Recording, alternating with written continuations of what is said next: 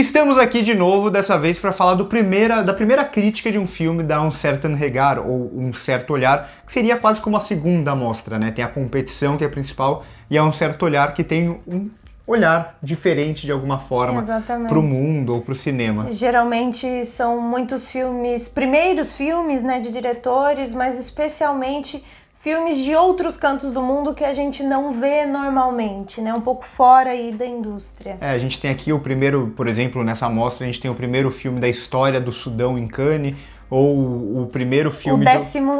O primeiro filme da República Democrática do Congo em 12 anos em competição. Exato, entre muitos outros lugares é até a mais diversa, assim, em país. Não acontece, por exemplo, acontece na competição, que esse ano tem vários filmes franceses, 3 filmes italianos, e por aí vai. Aqui é bem diversificado e a gente tem esse filme brasileiro, que é brasileiro, português, a diretora é brasileira, René Nader Messora, o diretor é o João Salavisa, que é português. Exato. Ilana mora em Portugal, eu moro no Brasil e é isso. Estamos em casa, ou seja, esse filme na realidade é um segundo filme basicamente feito por essa mesma dupla, e eles pretendem acompanhar os povos originários ali da região norte do Tocantins, especificamente os povos Craô.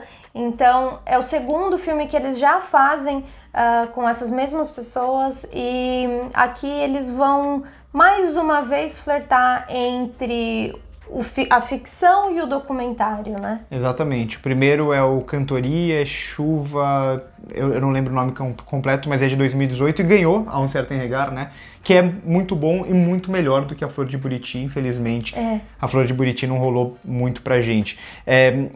O meu problema maior com esse filme, acho que é difícil não criar uma comparação com o primeiro, é que tudo bem, acho que o momento político do Brasil acaba levando esse filme a ser mais claro no seu discurso político. O primeiro, ele tinha um discurso político muito forte, mas ele era o primeiro ano ali, o começo, a eleição ainda do governo Bolsonaro, mostrando que é um problema que vem de antes e vai se alastrando, vai piorando.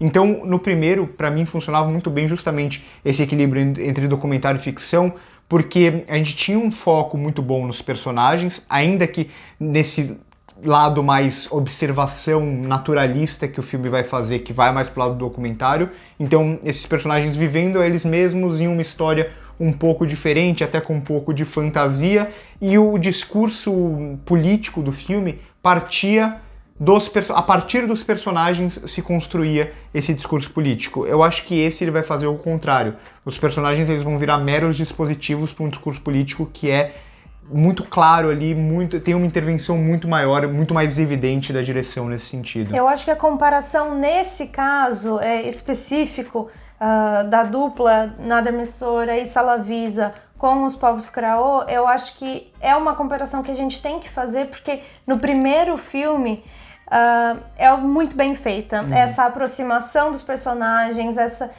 adentrar nos seus costumes, adentrar nas suas crenças e passar isso para a tela. A primeira vez que eles fizeram uma trama, né, a parte ficcional dessa trama, ela é feita de uma maneira muito, como você mesmo disse, naturalista nesse sentido, e aqui eu acho que faltou essa alma, faltou esse coração para o segundo filme, no sentido de provar um ponto, porque nesse caso não era preciso fazer uma grande declaração para já se provar um ponto sobre a situação desses povos originários.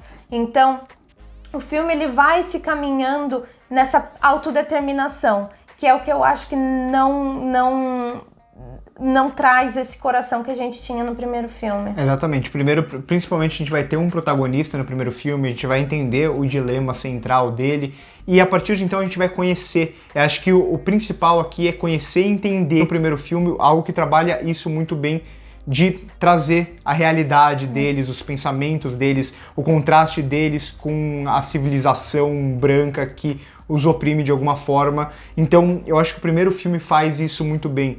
O segundo, ele já, desde o início, ele tem a visão do seu discurso político em primeiro plano. Por exemplo, colocando um discurso, eu não lembro se é na Câmara dos Deputados ou no Senado, que é um discurso muito potente. Da Sônia Guajajara. Exato, que foi muito potente justamente quando ele foi dito, mas aqui no filme ele entra de uma forma completamente jogada só para mostrar, olha, é sobre isso que a gente está falando. O primeiro filme falava sobre a mesma coisa, talvez, como eu disse, o contexto do Brasil em cada um dos filmes seja um pouco diferente, então por isso esse queira reforçar mais esse ponto, mas o ponto que eles querem provar é o mesmo nos dois filmes. O primeiro ele soa muito mais natural pra mim e consegue engrandecer os personagens. Os personagens eles acabam se tornando quase que irrelevantes. Fica muito difícil se apegar a alguma coisa aqui porque o discurso tá acima dos personagens. Exatamente. Uma coisa que eu notei muito, porque, por exemplo, pra mim, o ponto alto do filme vai ser atingido a partir de um momento de memória.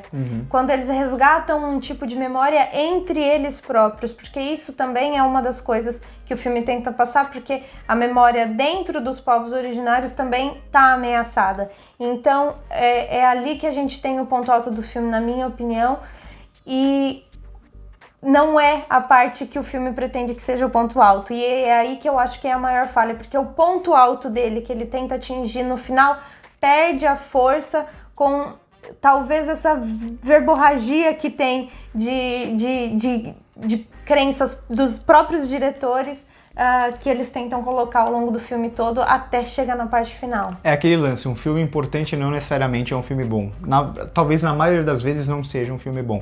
Aqui eu sinto isso com A Flor de Buriti, é um filme importante, com uma temática importante, extremamente relevante, mas como ele é abordado pra gente, não funcionou. Exatamente. E é uma pena, porque a gente gostou muito mesmo do primeiro filme, e a gente tá falando a gente só porque a gente concorda nesse caso especificamente, mas por a gente já ter visto toda a potência desse primeiro filme, eu acho que inclusive pode até ser uma falha minha de ter ido com grandes expectativas para esse segundo filme. Exatamente. E nada disso exclui o fato de que a sessão de exibição foi uma maravilha. A gente teve aqui em Cannes a vinda de alguns desses atores, né, dos povos originários do Craô. Eles estiveram aqui na sessão de exibição e foi muito bem recebido, e com certeza esses lugares têm de ser ocupados e tem de ser falado sobre isso. Com certeza, acho que até um pouco de um certo arregar é isso, nem sempre são filmes muito bons, acho que esse ano eu vi poucos filmes realmente bons a um certo arregar, só que eles sempre vão trazer esse recorte especial. E aqui tem esse recorte especial, por mais que cinematograficamente falando não funcione tão bem, o recorte é importante, por isso ele está presente em Cannes. Ter um filme brasileiro em Cannes é sempre muito importante, a gente tem alguns esse ano, estamos trazendo todos, tentando trazer a maioria deles pelo menos para vocês. Por hoje é isso, curte o vídeo se gostou, se inscreve no canal se ainda não é inscrito, passa no primeiro comentário fixado para ver as nossas outras redes sociais. A gente está fazendo uma cobertura completa, Twitter, Instagram, o dia inteiro, então se vocês querem acompanhar nosso dia a dia, o que a gente está assistindo, o que a gente está achando dos filmes aqui em Cannes, passa no primeiro comentário fixado para ver. Por hoje é isso e corta.